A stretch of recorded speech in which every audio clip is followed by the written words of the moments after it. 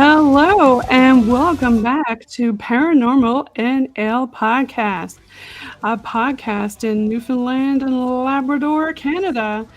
Now, I'm your host and founder, Jen Noseworthy. I hope everybody had a great Valentine's Day last week and listened to Paranormal NL Podcast on UPRN on Tuesdays at 5 p.m. Eastern Standard Time.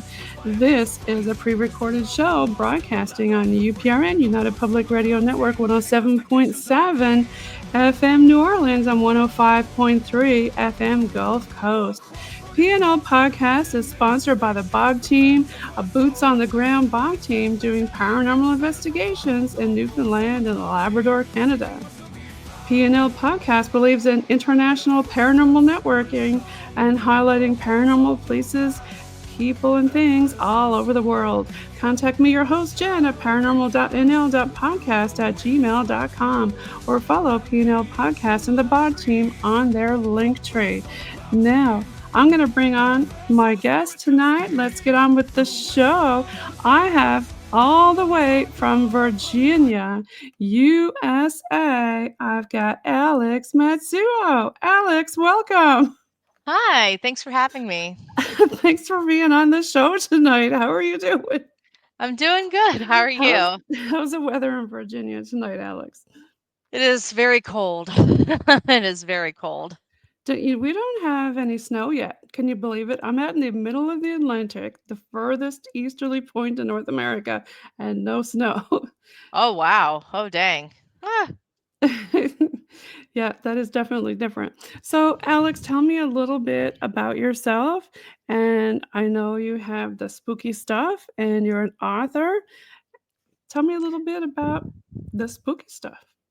Yeah, so I am a paranormal researcher. I used to be a very active investigator, but I'm not investigating quite as much anymore. And yeah, I founded the Association of Paranormal Study in 2011. Had experiences when I was a kid. Like a lot of people's origin story, we have that experience that is like, oh well, this is weird and also really cool. And then yeah, after I graduated with my master's degree, I decided like, hey, I wanted to start my team, and we've gone through quite an evolution over the last 13 years that we've been going. We've gone from like really active ghost hunting team to doing residential cases to now we're a little bit more research based, meaning like we're researching subjects more often than going out and like going to haunted places. We will go to haunted places sometimes, but we're not actually there to like prove like the paranormal exists, because to the people who experience it, it's real to them. But more so of like figuring out like, well, why do these experiences happen? Is it from psychology? Is it there is something anomalous happening? There's so many reasons why people have experiences. So that's kind of what me and my team are diving into further these days. But yeah, and I started the Spooky Stuff blog as my pandemic project. But I also wanted a space to kind of run my mouth without my team getting in trouble. Well, So at least my you're space. really doing a great job with your videos and your research about a lot of different things. I really enjoy your videos. It's very informative. Oh, thank you. Yeah, you're doing a great job. And then, of course, you're author with Women of the Paranormal. Mhm. Yeah, yeah. So that's probably the project. I mean, I've written many books that I'm proud of, but this is probably the project I am most proud of. Um, because women have always been in the paranormal. Like we've always been there. We've always been there, but it seems like when it comes to like paranormal media, men tend to give more of the attention, which kind of sends the wrong message to the public about the paranormal space. Makes it seem like, oh, it's so male dominated, but I actually find it like quite the opposite. I think there's a lot more women involved than we actually know. I mean, my team was all female several times over the years, and even today, like there's one male on my team, so and the rest of us are female. But yeah, so Women of the Paranormal is kind of like a love letter to these women, these female pioneers of our field, who really made a huge impact. Like Yeah, you Sarah. mentioned a couple of people off air. I know you'd mentioned Lorraine Warren, and on the last episode I had on for Valentine's week, I spoke to two members of the Warren Legacy Foundation, and you mentioned a lot of other people out there. Do you want to mention some of those names again? Yeah, so anyone who's, done a lot of investigating, you're probably familiar with the EVP classification, class A, class B, class C. The whole reason why we have this, well, it started in Europe. That whole classification system started overseas. However, there was an American woman by the name of Sarah Wilson Estep who became very fascinated with the concept of capturing spirit voices on recorders. So she started networking and reaching out to people all over the world who are in this field, and she found this classification system, and she brought it to the United States. So the whole reason why, like, North America, started using this system was because of Sarah Wilson Estep. I Another love that. one, Yeah. yeah, right? Another one is a woman named Thelma Moss. She ran the parapsychology lab at UCLA. So if you've ever seen the movie The Entity or know of the Doris Bither case, she actually oversaw the investigators who did that case. Barry Okay. Taff was one of the main investigators who has worked a lot with Zach Bagans. Yeah, so I mean, women have been there for centuries. I mean, one of the first ghost hunters, or at least one of the first people to investigate the paranormal as we know it, as we do today, was a woman named Catherine Crowe. And this took place in the early 19th century. And a lot of people don't know that. And so that's the big reason why I wrote the book, was so that the legacies of these women can be preserved and written down. Well, thank you for doing that. I think you're doing a great thing with your work. You've got a lot of other books also. Did you want to talk about your other book? Yeah, so my latest release is Haunted Northern Virginia through the History Press. And this is a book about all of the haunted places in, really, it's the most northern tip of the state. So we're looking at Arlington, Alexandria, Leesburg, Middleburg, Springfield, Falls Church. So um, these little towns that are right across the river from Washington, D.C. Washington, D.C. usually gets all of the attention when it comes to these haunted places, because, it's DC, it's a major tourist destination, it's the capital. But just across the river, you have possibly, I would argue, almost one of the most haunted places in the country. And that's really because of all of the history that happened here in this area. I mean, There's a Northern lot of military history there, right, Alex? so much military history. I mean, Northern Virginia basically had a front row seat to the Civil War, Revolutionary War, the War of 1812.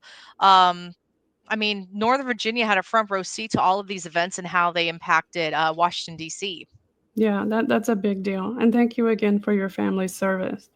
Thank you. Yeah.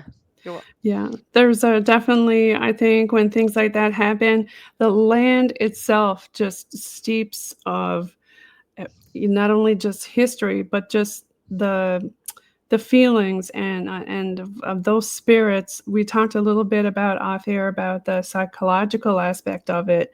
welcome. Did you want to talk a little bit about that? I know you've been doing a lot more of that kind of work. Yeah, yeah. So since I haven't been doing a lot of like investigating these days, and a lot of it's just because like work has me so busy. I've been doing a lot of exploration in, like, I guess you could say, like, the sociological side, the anthropological side of the paranormal. Like, why do we have ghost stories? I mean, it's a lot deeper than, it's like, oh, because ghosts are dead people. It's like, no, no, no, there's a lot. It gets a lot deeper than that. Why do we have experiences in the first place? Is it a way for us to process trauma? Is it a way for people to deal with maybe the more uncomfortable sides of of our world? So, but also, when we are investigating claims, we'll look at the whole dynamic of, like, the family, the location, and we'll see what we can figure out when we put all of the pieces together.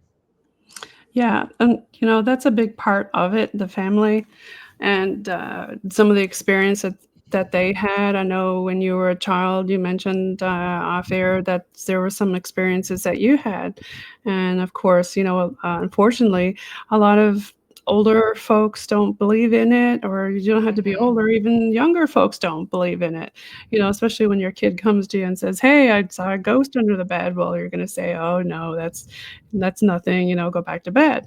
So, Mhm. did you have experiences like that as a kid? Yeah, so my family pretty much believed in it. But my grandmother grew up in Appalachia. So that's uh, Appalachia is just all sorts of spooky. So my grandmother didn't really talk to me about it much. My great grandmother did, her mother. Um she was very mystical. I wouldn't say well, she was spiritual too, but she was very mystical to me. And then my mother was very much like, yeah, that stuff is out there, but it's not ghosts, it's demons. Don't you dare bring it into the house. So that's mainly what I grew up with. Unfortunately, right? It's But almost did like you if you don't talk about it, then it won't happen. That was like the idea. She thought would work. So did you have any of your own experiences that you wanted to share? uh, yeah, I mean, I can talk about one of them. It was probably like my first experience. I was about 7, 8, maybe even I want to say 7 or 8 years old. Um, I was I mean, I grew up in San Diego for context. I grew up in California, Southern California. Love We get California. we And get the rain sunshine. maybe. Yeah, the sunshine, the weather's always great. We get rain maybe 3 or 4 times a year. It doesn't rain very often. Doesn't rain very often where I grew up. So when I was in Kentucky visiting my great grandmother, and my grandma was with me too, um, seeing a rainstorm, like an actual rainstorm, was like, "Oh my gosh," I was like, You "Wow, need this to is come so." to Newfoundland and Labrador. We got tons of rain for you. We call it RDF, Alex, rain, drizzle, and fog. Oh, that's so funny. Yeah, so when I was looking outside watching this rainstorm that, I wasn't exposed to a lot, I ended up seeing a hooded figure outside of my bedroom window. Okay. And yeah, and this hooded figure was completely unbothered by the rain, completely unbothered by the wind. It was almost like it wasn't even windy, but it was because I was watching the trees lean sideways. But this figure was completely unbothered, and Maybe they were from Newfoundland. No. I know, right? Oh, I had to And throw that in there, Alex. all good, all good. And so I got spooked, and so I closed the curtain and ran to the bed I was sleeping in. And the way this bed was, it was one of those really, really cheap mattresses. So if you sat on the bed, it didn't sink. It tipped, like it Oh, tipped to okay. the weight. And so I got into bed, and the bed tipped, and I thought maybe my great grandmother had gotten in bed with me. um but no, I slid right off the bed. There was nobody, and this was like, if I'm on this side, the way the bed tipped, I went down the opposite way. So it's not like the bed tipped and I slipped off the same side where I was sleeping. I slid across the bed to the The other other side, way. the Oh, other way. wow. Yeah, that's Yeah. weird. That is weird. Yeah, it was very weird, and then I looked up and I just saw the bed stay tipped like somebody was sitting on it, and then it just went back into place like nothing happened. So, Mm. and it was that experience I was like, "Oh, yeah, that's cool." But also, "Oh my gosh," Yeah, you're like, "Okay, what kind of physics is going on here?" Because even as a kid, you knew that was weird, right? Yep. Oh, even as a kid, I'm like, "Well, that's strange." Did that kinda lead you down the road that you are now? Yeah, I would say that was definitely the inciting incident. And I had like smaller, more minute experiences after that growing up. Like I saw a ballerina stretching in the theater that I was doing a show at, Oh, that's which, cool. would not be like a thing because when you book like a show, you have that entire theater to yourself. So having a ballerina stretching um, when you already have the place booked does not make a lot of sense. So that was a bit of a weird experience. So yeah. Yes, for sure, definitely. Tell me a little bit more about your blog, the spooky stuff. Yeah, so, like I mentioned, that was kind of like my pandemic project. But I'd always been blogging, probably since about 2010, 2011. It started off as like a personal blog where I would just, talk about my, daily life and whatnot. But then once I started leaning into more of the ghost stories and doing paranormal research, that ended up kind of being like a, I don't want to say a dumping ground, but it was kind of like a resource of where I was keeping all of my research. And then, of course, COVID happened and 2020 rolled around. I was home a lot more. I wasn't really talking to a lot of people. I was working from home, thankfully.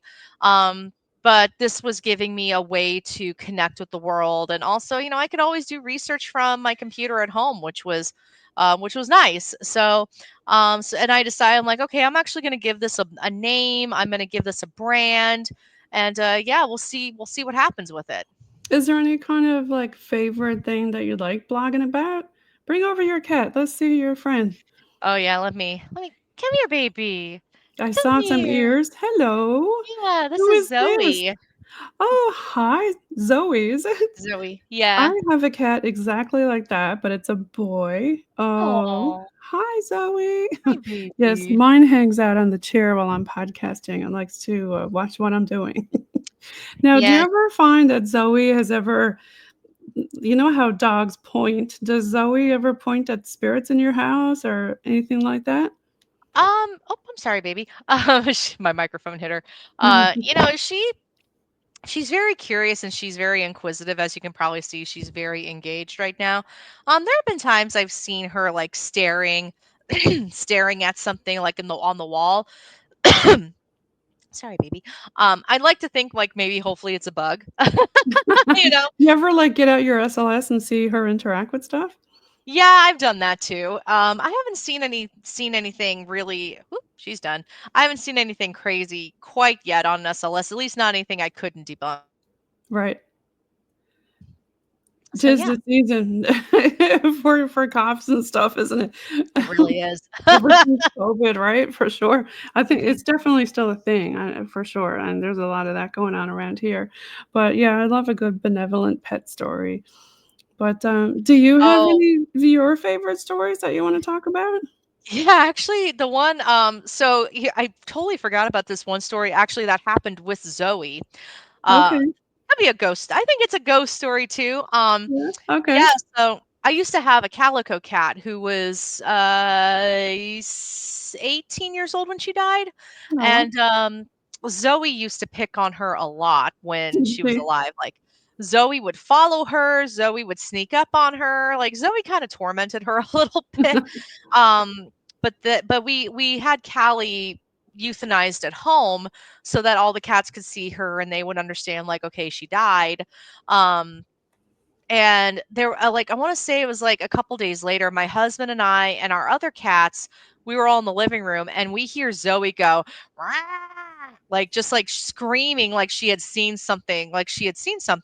And so we go into the bedroom and she looks completely spooked, like she looks scared. And I'm like, what the heck happened?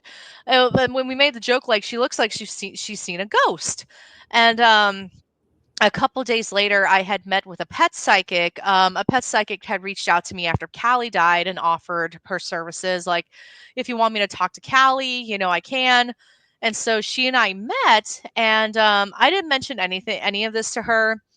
And she was saying things like, "Oh, Callie misses you," and she says she was her time to go. So a lot of really generic stuff. Aw, okay, But yeah.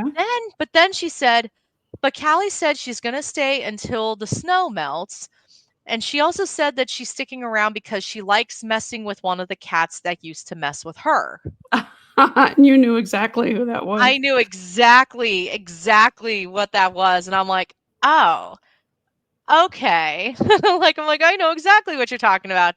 And then, I wanna say it was, like, 6 months ago, I actually had a dream about Callie, like, I could feel for her fur, I was holding her, like, it was a very realistic dream, and, but then my husband and I, we were both startled awake because Zoe had screamed again, Oh, like she had seen something. So interesting. Yeah, it yeah, was very interesting. I really like benevolent pet stories. I had Rob Guttrow on one time before. Oh I yeah, Rob. Yeah. Yeah, he's with our, in the pet realm, and we gotta give a shout out to Sam Baltrusis for sure.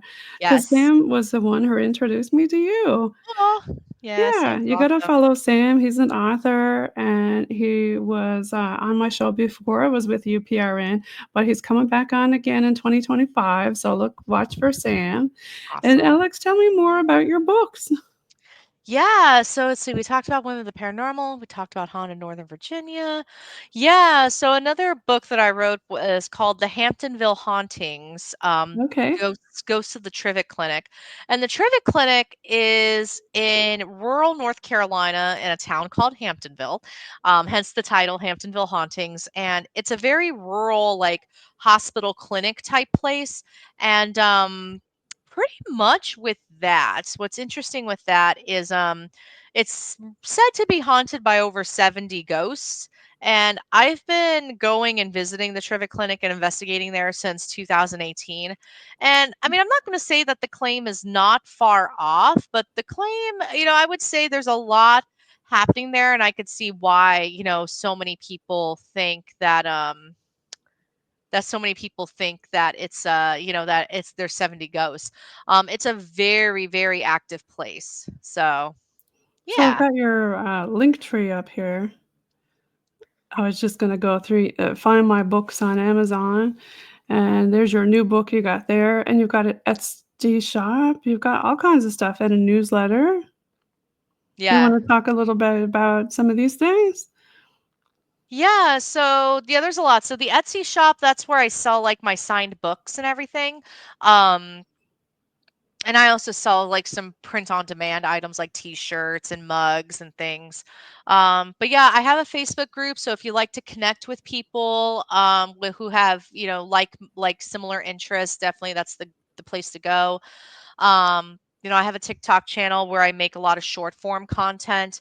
Yeah, so there's a lot of there's a lot of different things that are There's quite another, fun and book here, The Brave Mortal's Guide to Ghost Hunting.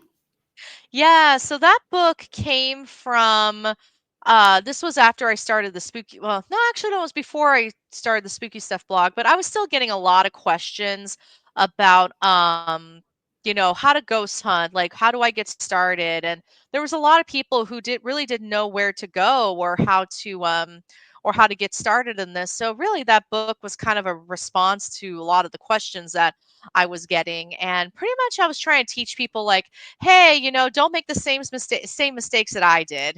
Here's what I did wrong. And yeah, so that's where that came from. Yeah, because you have, your own group, when you guys were doing, your investigations. I know right now you're not doing a whole lot of stuff like that, but you had the Association of Paranormal Study. Did you wanna talk a little more about them? Yeah, so I started the Association of Paranormal Study. Pretty much as almost like a call, like answering the call for people who wanted help, but they didn't quite have the resources or know like where to start with that. Um, so pretty much that's why I started the team. Um, and really just give people a resource, because there's been a lot of problems with people trying to find help and then they're not able to get help. And so I wanted to help be a solution to that. Yeah, thanks for doing that because I know there's a lot of people out there looking for help 100%. And you also have a lot of, you've been on a lot of different things like the Travel Channel, Discovery Plus, CTV Sci Fi. Did you want to talk about some of those? Yeah, yeah. So, oh my gosh, I don't even know where to start with that. Yeah, there's been a lot. I mean, yeah, that's a good question. I don't know. I'll have to think about that. I have to think about all the different appearances. I mean, Do you have they've always a book that's your favorite book? I know you've authored numerous books, but is there one that you find that is your favorite book out of all of them that you've written? yeah, I would have to be Women of the Paranormal. So, yeah, Yes, both definitely Women of of the them. Paranormal. Yeah, I'm glad that you wrote that for women. I mean, it's nice that you got that out there, for us women. And is there anything else that you want to talk about in relation to, like, any of your books or any of your experiences? Hmm, that's a good question with, Is that a you know Ouija board behind you? Like a Ouija board thing on the wall there? oh, yeah, it's from, like, Spirit Halloween. It's like a little planchette decorative item. Ah, okay. Do you do that much, the Ouija board Oh, stuff? I don't use a Ouija board, but I collect them. You So, collect Ouija boards, but you don't I use do. them. Where Yeah. why Well, is that? I don't have anyone to use them with. So that's mainly why. Ah, okay, yeah, because a lot of people say they don't like to do them alone, which, Mhm. is a good thing not to do. Some people don't mind doing it and often do it alone, but, Yeah. most of us don't recommend that unless you know what you're at, right? Well, I actually and the other reason why I don't really use it is I don't really believe in it. That's the big thing. I don't really believe in Ouija boards. But I Well, love everything is with intention though, right? So if you don't believe in it, then that would make sense for it not to work. yeah. I mean, once I started learning about all of the history with Ouija boards and like how they all came to pass and fruition, I was like, oh, okay. It kind of I don't want to say it ruined the magic for me, but it was kind of like, oh, that's it? Oh, okay. You were thinking there was Right. more to it, right? Yeah, I thought there was gonna be more to it, so I was like, "Okay, I guess not." So I was kinda like, "Well, dang, that's a bummer." So do you have any special, type of investigative equipment that you like to use? Ah, that's the other thing too. Kinda like the Ouija boards, really the only equipment I use is recording equipment, like audio recorders, video Right? recorders, that Mhm. kinda thing. I don't use, like, any stuff that blinks or jingles anymore, at least it or if I am with people that use it, I take it with a grain of salt because, um, especially with anything that's made with AI, because I work in tech. I work in tech, so I'm exposed to AI, I know how it's built, I know how it's developed, and I just can't. I just can't take it seriously because I know exactly how it's working, and I'm like, "Well, mm." That's a good point. I mean, do you wanna talk to people about that? About some of the tech and AI that they should be wary of? Yeah, so I'm actually working on a webinar about AI for paranormal investigators, but pretty much to sum it up, um, AI it's a they're trained models. Like you have to train the model, and for me, it's like what I tell people, like AI cannot detect a ghost because we haven't even baselined what a ghost is. We don't know what it's made of. We don't know how it works. The only way that we are training these AI models is man is training it. So, and here's the other thing, like AI apps and everything, they have access to your cameras, they have access to your GPS, they have access to your search history, they have access to your microphone. So, if it does seem to respond to you intelligently, it's because it's literally listening to you. Like it's studying all of the inputs you're giving it in your phone, whether you're googling something or you're giving it access to your location. Like it's doing research, and that's even before if you do take away access to your phone and or to your camera and microphone, it still has all of the information that you inputted before you even arrived at the location. So it's one of those like and plus especially with generative AI, it learns as it goes along. So the more you use it, the more the AI is going to learn, and it will just regurgitate what it thinks you want in response. So that's the big thing I tell people. It's like, That's you know, interesting. Is there yeah. any particular app that you wanna talk about? Like, for example, I don't know, a lot of people use the Necro app or the Spirit Talker. So I don't actually a lot of those apps are like paid, so I don't pay the money. I don't pay the money. Necrophonic, that is a phenom generator. Uh so that one, that's one that has gotten caught recording people and regurgitating what people are saying. So Oh, it'll okay. actually record your voice and spit out like what you're saying and just adding a lot of reverb and changing the pitch to Hmm, it. interesting. Makes Yeah. you wonder, right? Yeah, for sure. And that's why, a lot of people like to use old school techniques that's got nothing to do with electronics. And when something comes up that way, then it's interesting because it's not electronic. They don't know Mhm. anything about you. It's Yep. old school. It's totally random stuff. Like I have a gentleman who uses like dice and uses a book and will ask questions and, ask it to turn to a certain page and things like that in the book. And Mhm. have you ever done many old school investigations like that or? Yeah, I actually tend to do more of that kind of stuff, so Mhm. more it's more, like, mechanical as opposed to anything thinking for me. Even things that are reactive, I'm very skeptical of, like the cat balls and the REM pods and, Right, yeah. that sort of thing, because it's all very reactive and, like, we know what it's reacting to, but we haven't been able to properly baseline, like, what's in our environment, like, is there static electricity? Is there a bad outlet? That kind of thing. Mhm. And I think that's partially why I've gotten so I don't wanna say tired of it, like I'm gonna quit, but like, the whole ghost hunting world has kinda gotten me exhausted because it's like when you see all these things and it's just like, ugh. So I do like the more of the old school methods. I mean, I'm even You mean more like dowsing rod stuff or yeah, well, so, like, using, just recorders and video cameras, you're still baby using powder. tech though? Okay, yeah. Yeah, baby it was Uh, so yeah, but the tech that's being used today by a lot of ghost hunters where it's very reactive, a lot of blinking lights, oh god, yeah, REM AI. pods REM pods and stuff. It's Yeah. it's kind of exhausting, especially when it's like, "Oh, this isn't really, like, working." So, So with the powder, did you catch anything? with baby powder, I have not, but it's good to track if, like to make sure, like, there isn't anything physical going through.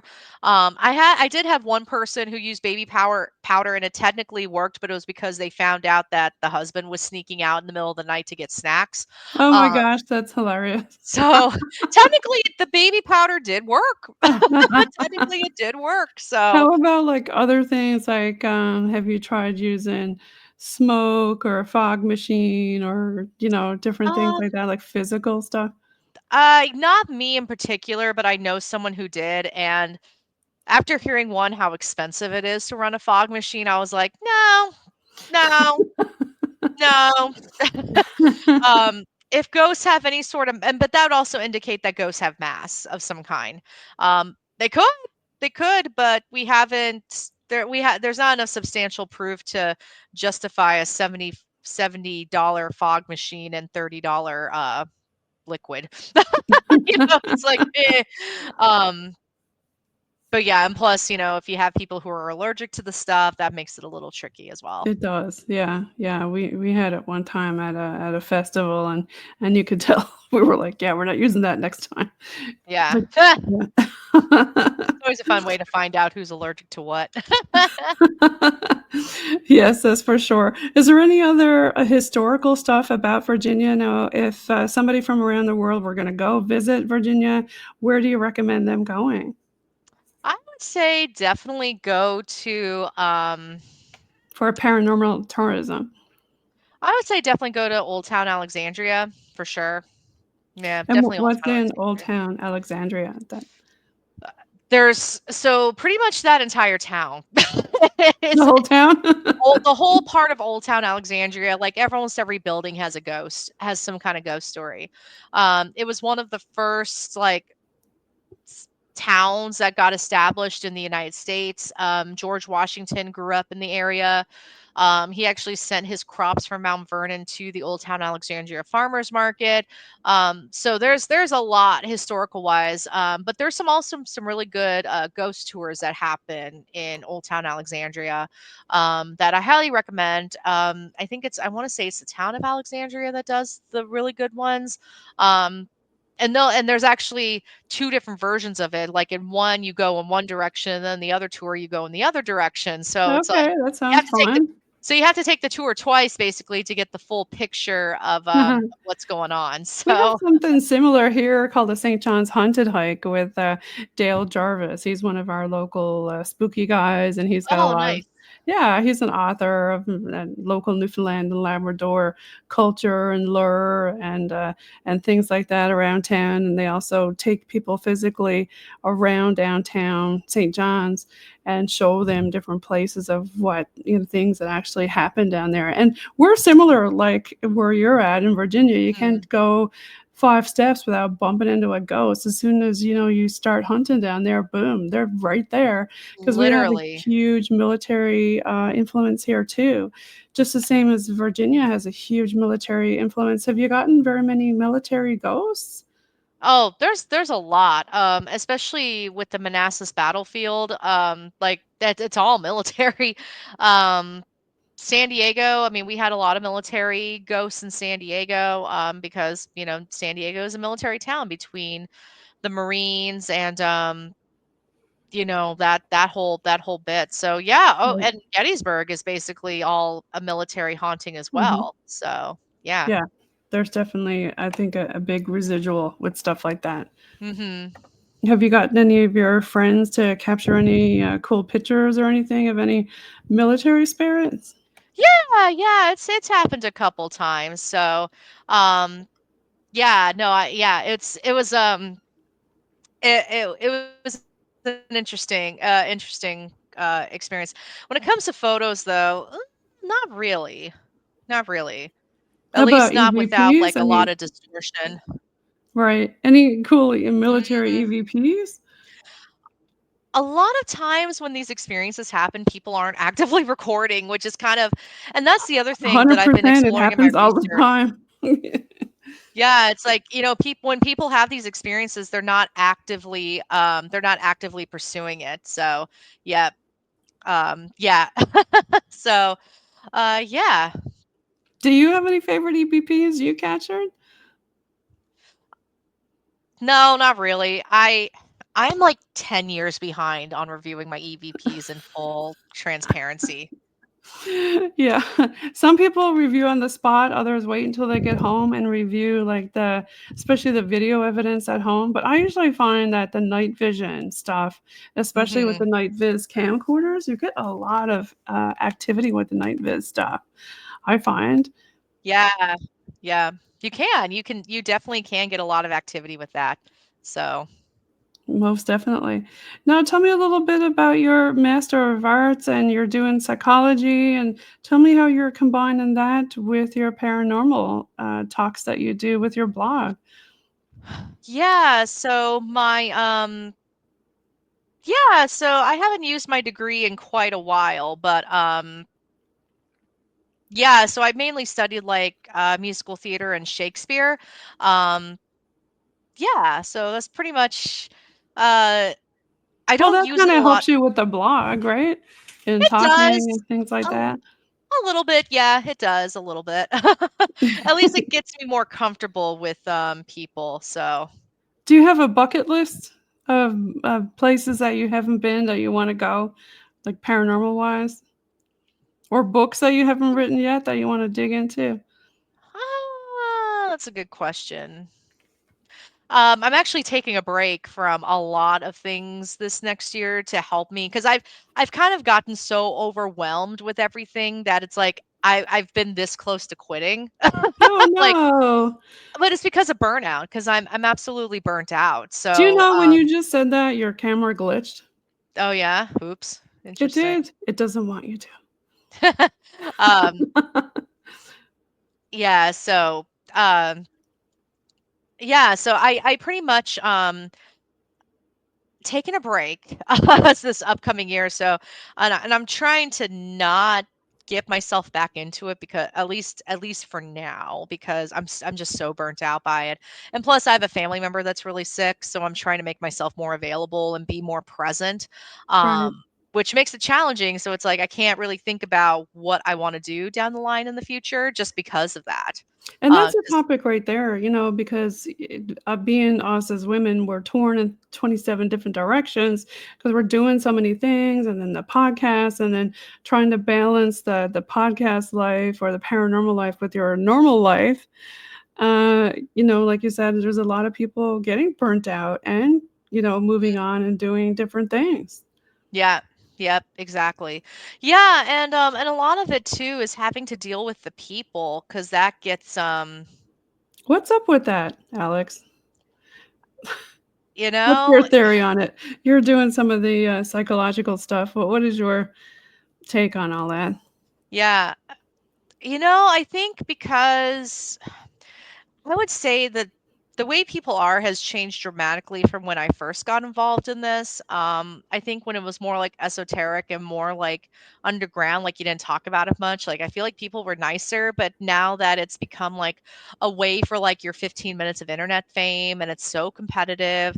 And plus, a lot of people in this field are really sensitive to a fault. And so when there's like even minor disagreements, people absolutely explode. So, Yeah, that's too bad. It's almost like post COVID road rage on in the paranormal world, right? mhm. Unfortunately, that does happen, but us folks like to stick together, and I believe in doing the whole networking thing and spreading the love and light. Mhm. Yeah, I know. But I find that the love and light people are some of the most toxic people I've ever Oh met. God, yeah. I say that with a grain of salt now, mind you, Yeah. Alex, with the love and light thing, because I know people use it a lot, Oh, but especially mediums, especially psychic mediums who are like, "Oh, just love and light." And I'm like, "Y'all need to do some shadow work. Like, y'all need to good lord." y'all need to ground yourself, right?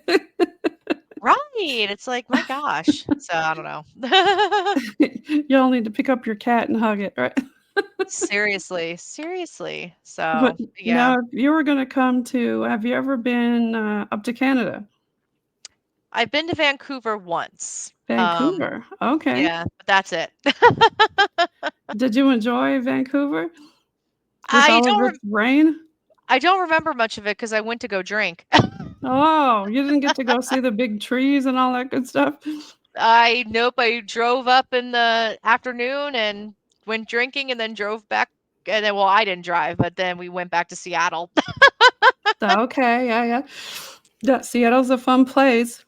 It If is, y'all have it is. never been there, it's a cool place to go visit. Oh, One you of should the go. It's such a it's a neat city. I really like it.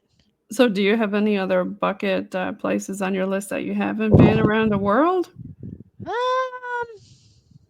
I wouldn't mind investigating the White House. The White House. Okay, why is that? Because well, there's so much paranormal stuff happening in DC, and Abe Lincoln apparently is one of the most active ghosts in the area. So to get a chance Okay. to get in there and see it for myself would be cool. Have you been to DC yet? Oh yeah, I mean I live right across the river from it, so I Yeah. I So go you've like, been around the monuments and all that stuff. oh yeah, oh Have you yeah. ever investigated around the monuments? No, because I try to not be in DC after dark. Because the National Mall is horribly lit after dark. Like it's almost pitch black. So, and I don't know why. I don't know why it's that way. But I remembered, we went to the Washington Monument to watch the fireworks Right. last year, and we were Yeah. walking back, and it was pitch black on the National Mall with like thousands of people Hmm. like, they're trying to get back home as well, but, yeah, anytime I've been to DC after dark, it's been horrifically dark, like, just like, I can see why so many people get robbed in DC after dark because there's no light. There's absolutely no light at all, unless, like, you're in, like, the city part of it, but if you're near any of the monuments or anything like that, it's almost pitch black. And it's nice on one hand because the monuments are beautifully lit and you can see them better, but on the other hand, when you're walking back to your car, Right, um, yeah. You wanna there's have a reason somebody with why. you? Yeah. The crime rate is so high there, especially at nighttime. So if you go ghost hunting there, it's great because it's nice and dark, but, bring some friends or bring some protection with you, huh? Yeah, no, I would pack. I would absolutely pack and bring pepper spray at the very least. But I there's also so much environmental noise too in DC, Okay. between cars going and honking and people talking, and it's another reason why my EVP log is so backed up is because as soon as I start trying to do anything and people start talking, I'm like, well, it's out the door.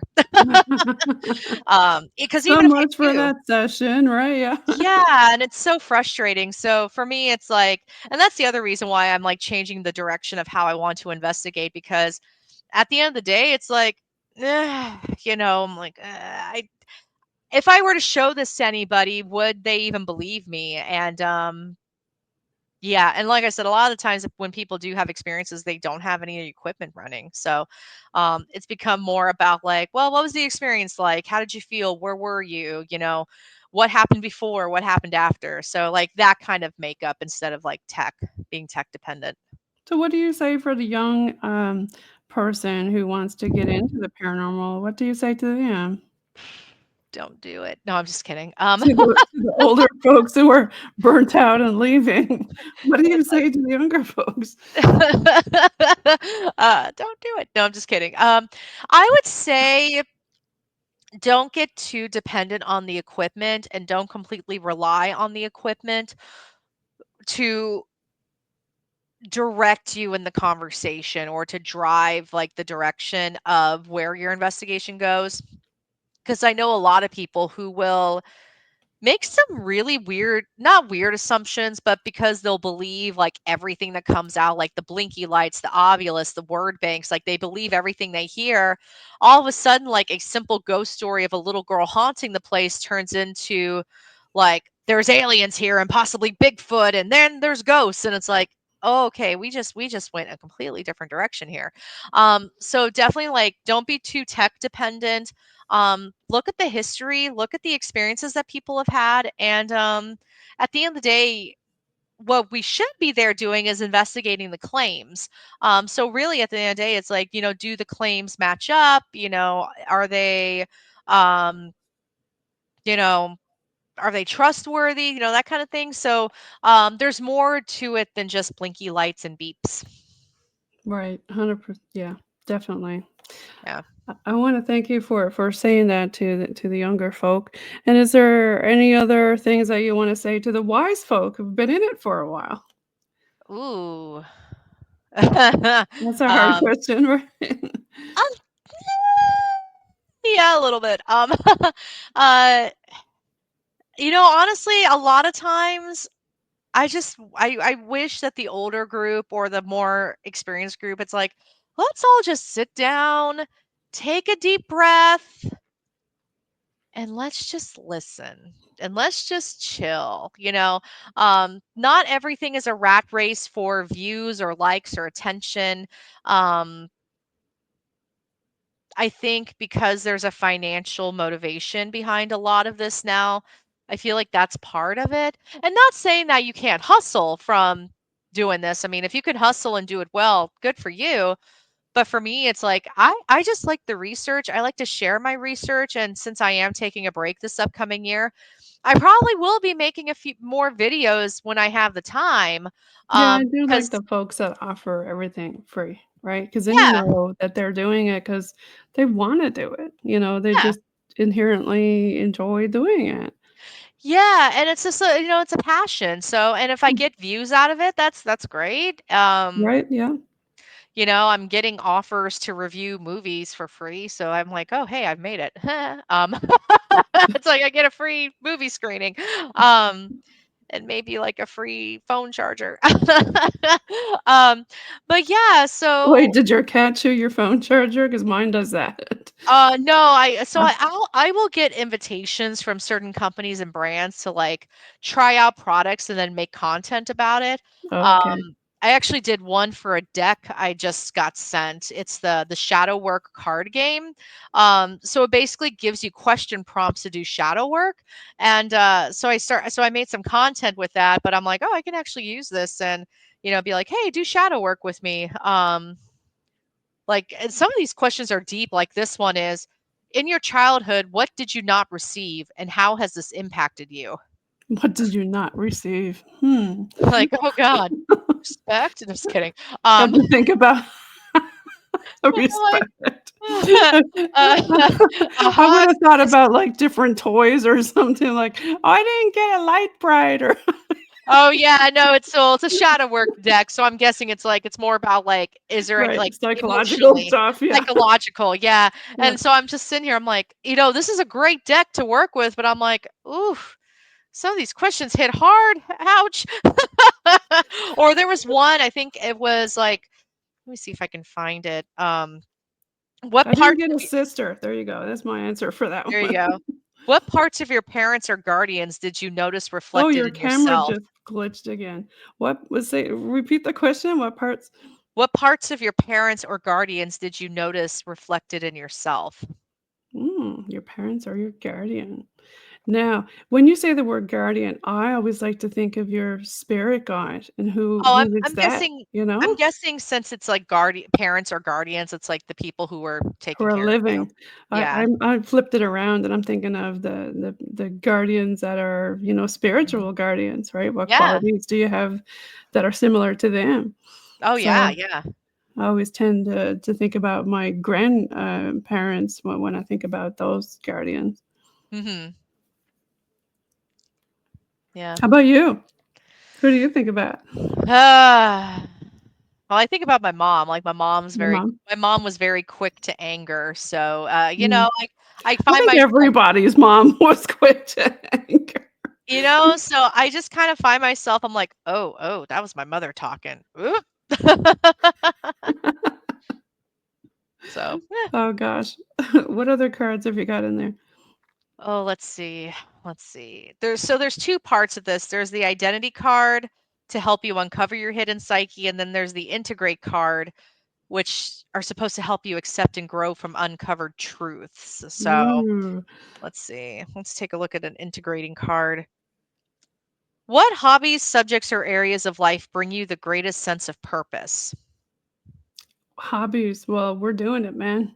We're doing it right now. Good. Let's see, and then let's go back to the integrating deck. Let's see what we can reveal. Um, Oh no. Quick, oh run, no, hide. right. Where's my cat? I gotta hug cuddle my cat too. I know, right. Oh, this one's childhood activities. What Okay. activities did you enjoy as a child, and what does this reveal about your inner child? Oh, well, I liked Yeah, all the hopscotch and skipping and all that fun stuff and same. trading stickers and yeah, I still Yeah. love stickers. I have sticker right now on my laptop. Yeah, I think mine is I really enjoyed watching cartoons and I have a little anime. butterfly I Oh, use that's that so to cover up cute. my camera with I love it. I love it. when I'm working and not using my camera. Nice. Yeah, perception. Oh, here's one, perception. How do you think others see you, and how would you like to be seen and why? Yeah, I'm fat as fuck, and I'm right now, but I used to be skinny. Oh my gosh. Oh, yeah, I wish I was skinny again. Hashtag diabetes sucks. Oh my Okay, god, right? Diabetes yes, is the worst. Are you yes, T1 or T2, if you don't mind you sharing? too. T2, okay. I'm a weird type, so My entire technically, family, all 5 of us are T2. okay, so totally off subject from spooky stuff, but you should ask your if you have an endocrinologist, I do. ask him about MODY diabetes. Okay, 'Cause Modi. it's Yeah, because that's what I have, and it's basically a genetic form of diabetes. Mhm. So instead of it being triggered by T1 or T2, it's genetics. It's genetics that cause it. Oh, And I 100% in my family. Yeah, and that's how I found out because the endocrinologist I was seeing at the time, he's like, "Okay, your mother had diabetes, your grandmother had diabetes, and your Mhm, great-grandmother had diabetes." mhm. And then he told me about MODY. They did the genetic testing, and it's like, boom, I had MODY. So Surprise, right? surprise, yeah. And there's 5 different types of MODY, so you may wanna look into it. I do Mounjaro for my treatment, and it's fantastic, and it also kills my appetite, so I'm like, "Hey." But yeah, and diabetes, that's the other reason why I was, like, wanting to take a break too, just to get my diabetes, like, in control, I and, hear you. Yeah, because we you like know, to it's stay up late, all kinds of weird hours, that don't help. oh my gosh, yeah, and it totally messes with your system, and Yeah. plus, when you're staying up late at night, you're probably moving a little bit more and, depending on what snacks you're eating too, it's like that can affect things, and it's like, so nice to meet another guy Hashtag buddy. New Year's resolutions. Hashtag Alex is gonna diabetes take buddy. care of more me stuff by the sounds of it, Yeah, this 2020, yeah, I posted a status earlier of like, I usually do about 16 to 20 events a year. right? You're I'm gonna only do less events, I'm taking. I'm doing 5. And Okay, that's like, and even then my husband's like, "That's still too much." But I'm like, "Eh." Um, yeah, well, actually maybe, well, I'm doing Awesome Con, which is a big con in DC. Dragon Con, that's like the big travel one. And then I'm doing like a couple of events at my local library. Um, where's Dragon Con? Dragon Con's in Atlanta, Georgia. Okay, And nice. there's a pretty decent paranormal track. It's known as the X track. But I've done presentations at Dragon Con. The person who runs it, who runs that track, Jenny Bird Peterson, I think is her last name. Really nice lady. She's really cool. She's very open to ideas as well. So yeah, I mean, Dragon Con's a great place for spooky people too. It's not a paranormal convention. Right, Dragon Con is a huge event. It stretches across like 5 different hotels. nice. There's like, I think 80,000 people that go to Dragon Con each year, Okay, so it's huge. But there's a lot of opportunity there, with like the little tiny X track, and my rooms were always full to the brim. So, it's a great event. love that. Yeah, so that's 2, and then you got 3 more. Yeah. Oh, Con Carolinas, that's the convention where I'm the paranormal track manager. So, I mean, Okay. of course I'll be there. Um, So what does that entail being a paranormal track manager, Alex? So I basically help choose the guests, and then I help create like the panels for the programming. So, Okay, gotcha. yeah. Yeah. It's And always good to then have a nice panel. yeah, yeah, and it's Yeah. like a full weekend of programming. So it's like, I want to say 16 panels altogether of coming up with topics, writing descriptions, helping with the marketing. Okay. It's a bit of work. Sounds Um, fun. yeah, it is. Actually, it's a lot of fun. And then the other one is an event that my own team puts on. It's called the Paranormal Research Symposium. Um, so that one is more like the events that are held at like the Rhine Research Center, Society for Psychical Research, so more of like the parapsychology side of it. People who are interested in speaking, they have to submit an abstract for review. And that abstract is their speaking topic. And then myself and my team, we review the abstracts and we decide whether or not to move forward with that, and invite that speaker to be a guest. So it's based on a point system. So it doesn't matter if you've been on TV or if you've written books, if you have a good idea and you write it well and you can speak on it, then it's like, hey, you might be able to get a spot at the symposium. And that happens in Gettysburg. Um, Gettysburg, good place to go. They're it is very great. haunted, Gettysburg. Oh my god. Yeah, yeah, very, very much so. And then Get the to meet other a one, lot of ghosts there for sure. yeah, I joke that you can throw a rock and hit a ghost in Gettysburg. You can. Most Se definitely. seriously. And then the other one will be, it's actually a benefit event. It's called Scares That Care. It's basically one big, like, horror convention for authors. Like, it's a horror convention of authors, and you sell books, you buy a table, you sell books. And I think it goes towards some sort of cause, either it's cancer, domestic violence, like one of those causes. I Um like that it goes yeah. towards a cause, yeah. Yeah, yeah. I would like this symposium to get to that state at some point. Definitely were not at that state last year, because No? we spent more money than we actually brought in, but for a first year, that was expected. But yeah, so that's the 5 events. Yeah. So, Alex, tell people watching now where they can find you. But first, I'm going to do a quick station ID. You are listening in on UPRN, United Public Radio Network, on 107.7 FM, New Orleans on 105.3 FM, Gulf Coast. Paranormal NL Podcast is sponsored by the Bog Team. So, tell us again, Alex, where people can find you and where they can connect with you. Yeah, so you can find me on Facebook, Instagram, TikTok, as long as we have TikTok, X, Blue Sky, Threads. I'm under the spooky stuff. I also have a YouTube channel. You can just type in my name, Alex Matsuo, and it should pop up. And yeah, I mean, I'm pretty reachable. I do try to respond to all messages. I just may be a little delayed sometimes, but other than that, I do try to reach out. So Well, thanks again for being on the show tonight. We really appreciated having you on. And you want to give a shout out to your fans before you peace out? yeah, I mean, hey, spooky crew, thanks for listening, and yeah, catch us in the Facebook group, and let's chat about the interview. All right. Well, you have yourself a great 2025. And thanks for being on Paranormal NL Podcast with the UPRN. Yeah, thanks for having me. Thank you.